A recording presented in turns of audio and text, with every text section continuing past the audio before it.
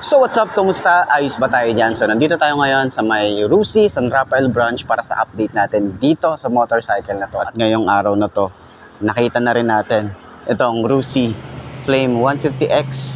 Ito yung hinihintay natin na dumating at nakita na rin natin itong Rusi Flash 150X. Ito yung naka 4 bulbs at naka dual overhead cam.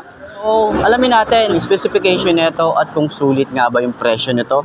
So umpisa na natin yung walk around para dito at kung sulit nga ba yung presyo at yung specs nitong motorcycle na to. So umpisa na natin yung walk around.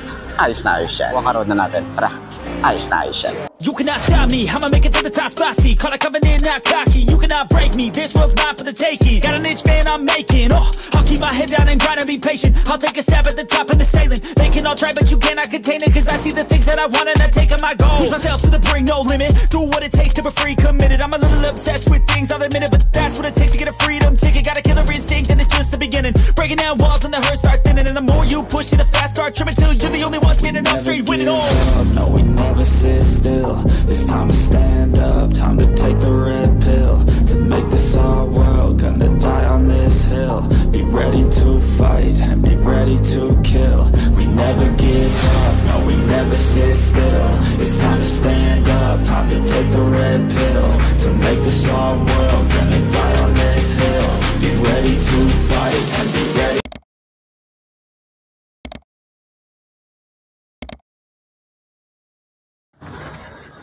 Okay, unang upo para sa Rusi Flash 150X. Pogi, 'di ba? So side stand muna natin.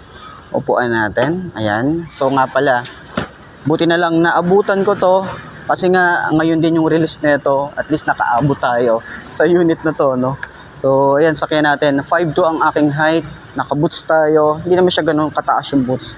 Pero 5'2" ang aking height. Ayan, sa mga nagtatanong at yung mga kagaya ko na same height tayo. Medyo maliit lang talaga yung bias ko. Okay?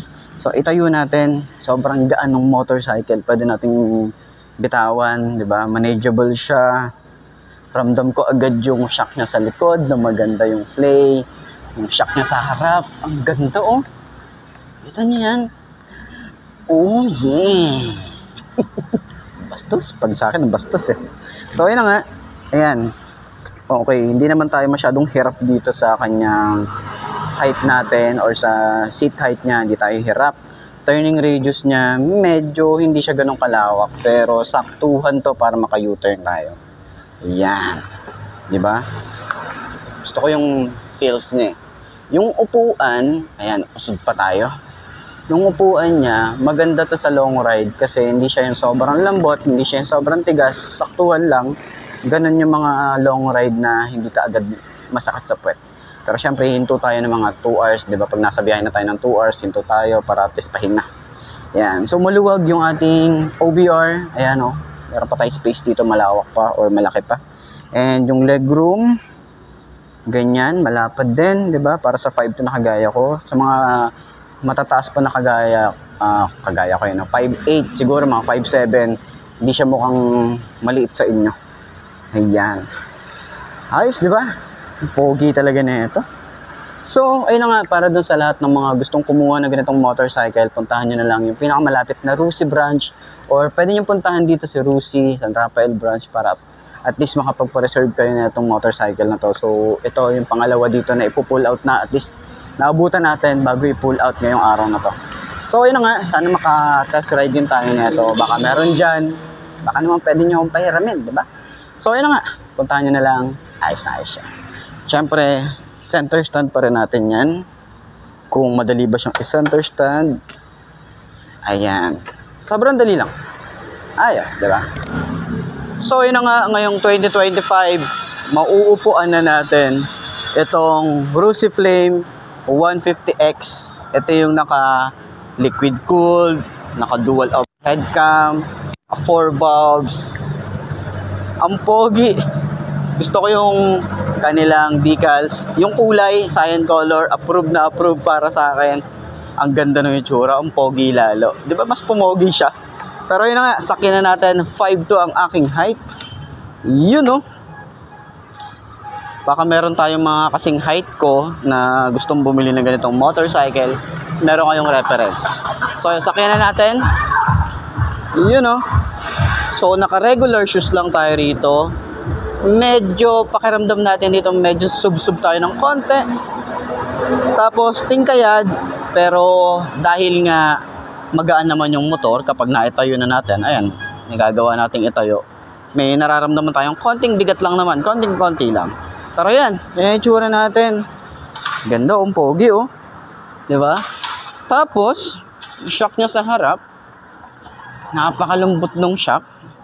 Tapos sa likod din, kita niya yan. Kaya na mag-judge. Diba?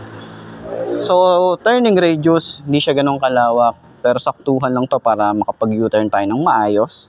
Ayan. So, ayan. Konti na lang. Didikit na siya.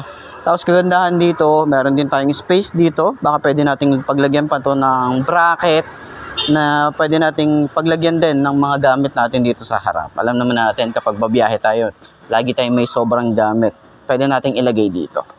Tapos kagandahan, may USB charging port dito. Kung dito natin yung gamit natin, makapag-charge tayo habang bumabiyahe. Safe yun, di ba? Kasi nga, wala tong side pocket sa mga gamit natin or pwede nating isiksik yung ating gadget. Ayan.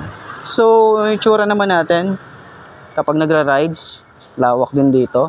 OBR, malawak din. Baka trip nyo pa na magsakay or mag-angkas, di ba?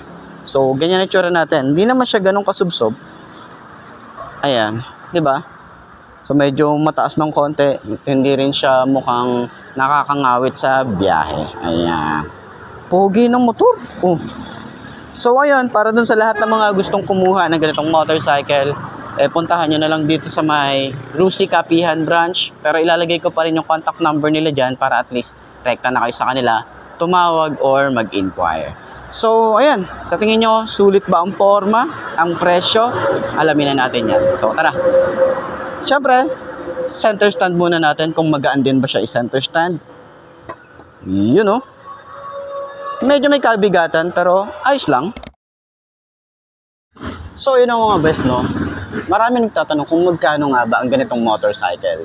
So, ito ay nagkakahalaga ng 75,000 pag kinuha nyo ng cash.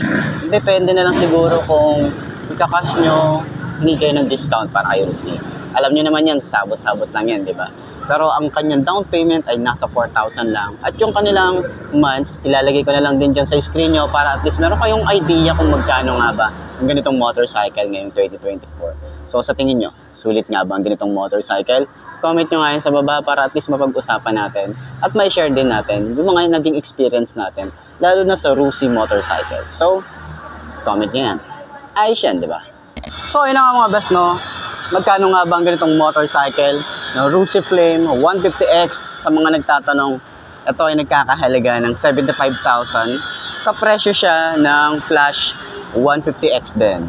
So, sa tingin nyo, sulit nga ba ang presyo niya ngayong 2025? At yung kanyang down payment, yung terms nila, ipapakita ko na lang din dyan sa screen nyo kung magkano nga ba ang kanilang hulugan. So, ano sa tingin nyo? Sulit ba?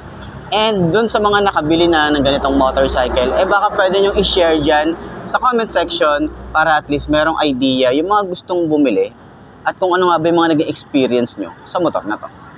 Ayos yan, di ba?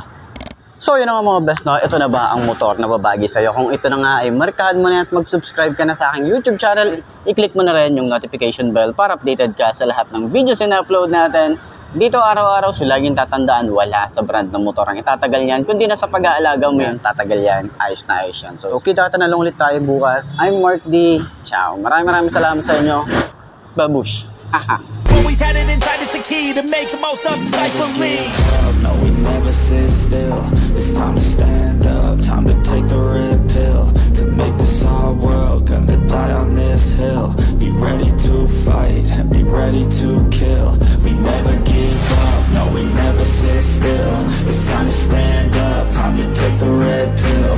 To make this our world,